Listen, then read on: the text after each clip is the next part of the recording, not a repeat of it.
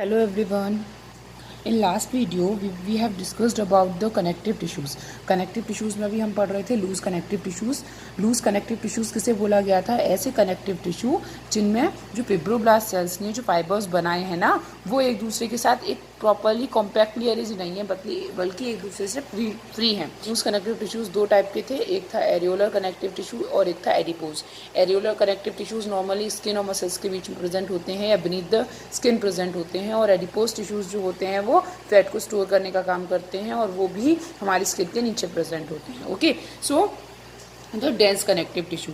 What is the main difference between loose connective tissue and dense connective tissue? Listen, हमने जो पढ़ा था, हमने तीन टाइप की सेल्स पढ़ी थी ना. फिब्रोब्लास्ट सेल्स थी, okay, and the next one is mast cells, and the next one is that is macrophages. ये तीन टाइप की सेल्स थी जो हमने उसमें पढ़ी थी, जिसमें फिब्रोब्लास्ट सेल्स क्या काम कर रही थी? फाइबर्स बना रही थी. एज वी नो कि जो कनेक्टिव टिश्यूज होते हैं उसके अंदर जो मैट्रिक्स होता है ना, वो फाइबरस होता है.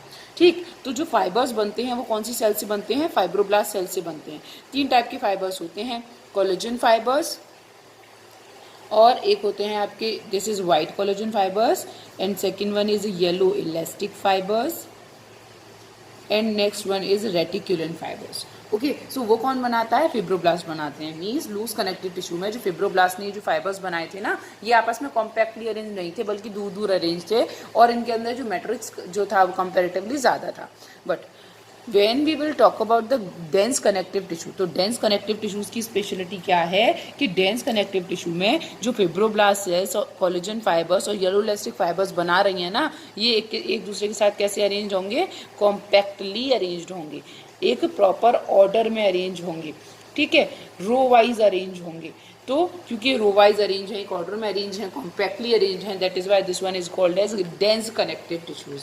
ओके, सो ये जो डेंस कनेक्टिव टिश्यूज हैं ये भी हमारे दो टाइप के होते हैं, regular dense connective tissues and irregular dense connective tissues. But here I am talking about the regular dense connective tissues. These are regular dense connective tissues. Listen, ये tissue क्यों है? क्योंकि ये ग्रुप ऑफ सेल हैं. ये connective क्यों है? क्योंकि सेल्स को कनेक्ट करने का काम कर रहे हैं. डेंस क्यों है? क्योंकि ये एक प्रॉपर ऑर्डर में रोज में कॉम्पैक्टली अरेंज्ड है. और रेगुलर क्यों है? क्योंकि जो इनका जो अरेंजमेंट है वो फिक्स्ड है. लिसन, यहाँ पे मैंने आपको दिख रहा है ये वाली जो सेल्स हैं, these are fibroblast cells. Okay, in this also I have shown you fibroblast, this one is fibroblast cells. ठीक, और यहाँ पे ये जो मैंने ये वाला दिखाया है ना आपको, येलोइश कलर का जो दिखाया है या ऑरेंज कलर में जो दिखाया है, that is yellow elastic fibres. Yellow elastic fibres. जो यहाँ पे जो पिंक कलर का जो मैंने दिखाया है, that is white collagen fibres.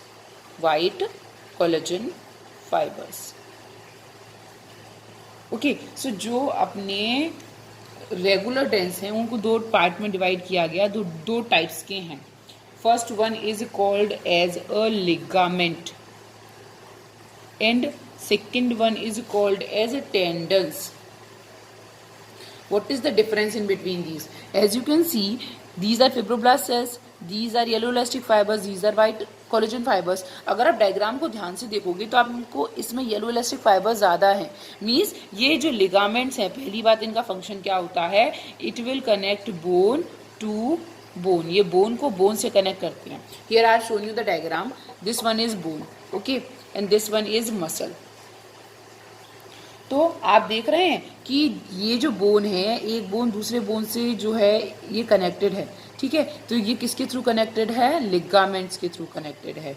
और ये जो मसल है वो बोन से कनेक्टेड है. ये किसके थ्रू कनेक्टेड है? टेंडन्स के थ्रू कनेक्टेड है.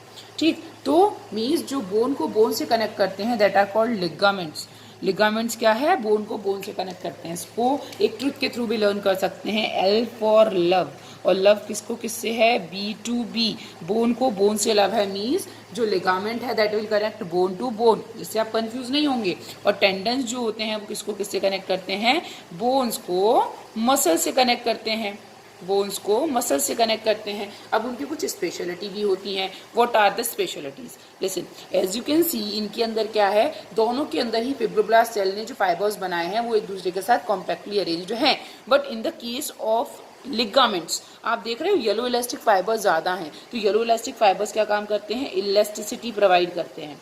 क्या काम करते हैं, इलास्टिसिटी प्रोवाइड करते हैं। सो लिगामेंट्स कैसे होते हैं, अब इसमें क्या है, येलो इलास्टिक फाइबर्स ज़्यादा हैं, तो ये कैसे होगा, इलास्टिक इन नेचर होगा, इलास्टिक इन नेचर होगा।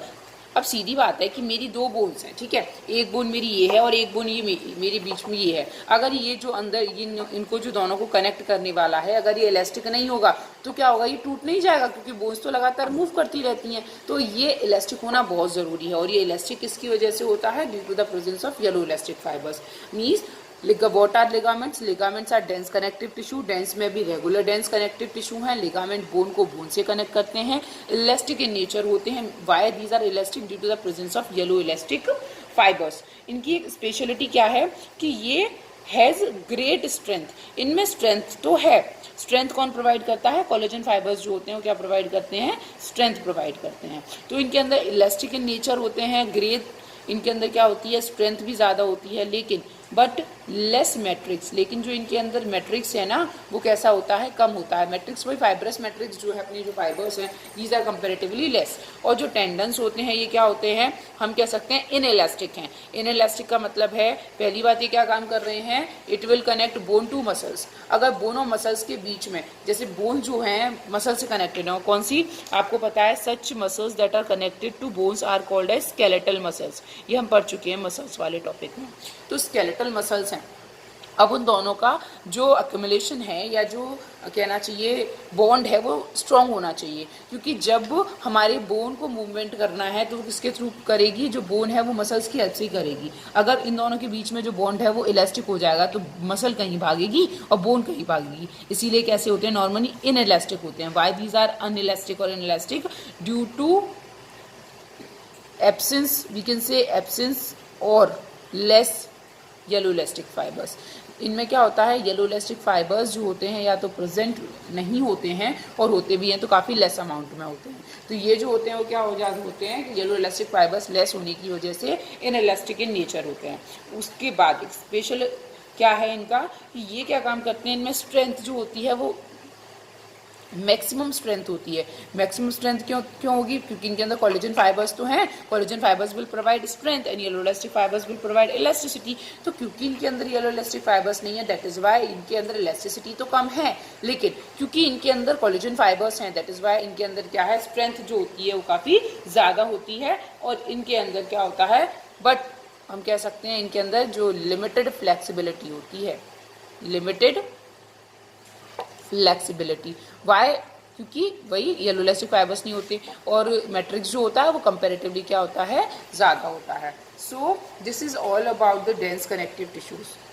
अगर आपका कोई भी डाउट हो तो कमेंट बॉक्स में कमेंट ज़रूर करिए, और प्लीज़ वीडियो को शेयर करना और लाइक करना ना भूलें। Thank you.